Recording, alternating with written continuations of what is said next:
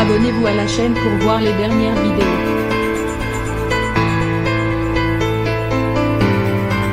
Un monstre sacré du cinéma français s'en est allé. Ce lundi 6 septembre, Jean-Paul Belmondo a tiré sa révérence à l'âge de 88 ans.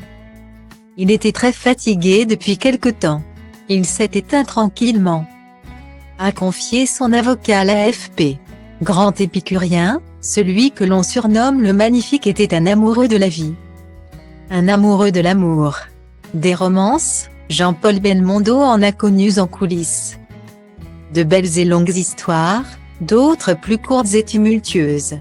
Parmi ses conquêtes, seules 2 femmes ont porté le nom Belmondo, Élodie Constantin et Nathalie Tardivel, toutes 2 danseuses.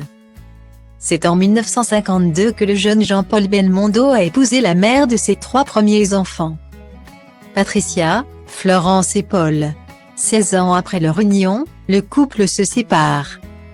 Le professionnel ne restera pas célibataire bien longtemps et s'affichera aux côtés de la sublime Ursula Andress, la toute première James Bond girl. Une relation digne du scénario des films du célèbre agent 007 qui durera 7 ans. Après des idylles avec les comédiennes Laura Antonelli et Carlos Sotomayor, Bebel semblait avoir enfin retrouvé la femme de sa vie. À la fin des années 80, il tombe fou amoureux de Nathalie Tardivel, une danseuse de ballet et ex-Coco Girl. En 2002, les tourtereaux se marient et deviennent, l'année suivante, les parents d'une fille prénommée Stella. Elle m'a fait le plus beau cadeau qu'un homme puisse recevoir d'une femme, une petite fille comme Stella, avait-il déclaré.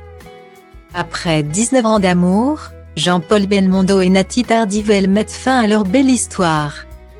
Les parents de Stella divorcent en 2008 mais restent néanmoins très proches, pour le bonheur de leur fille. Comme nous habitons l'un au-dessus de l'autre, dans 2 appartements distincts réunis par un escalier intérieur, Stella pouvait voir son papa comme elle l'entendait.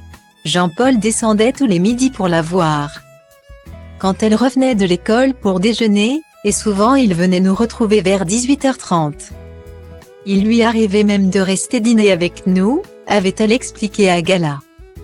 1 an après leur séparation, mère et fille se ressemblent comme 2 gouttes d'eau et aiment apparaître ensemble lors de différents événements. Nathalie Tardivel veille sur la bouille d'ange de sa fille unique, promise à un bel avenir.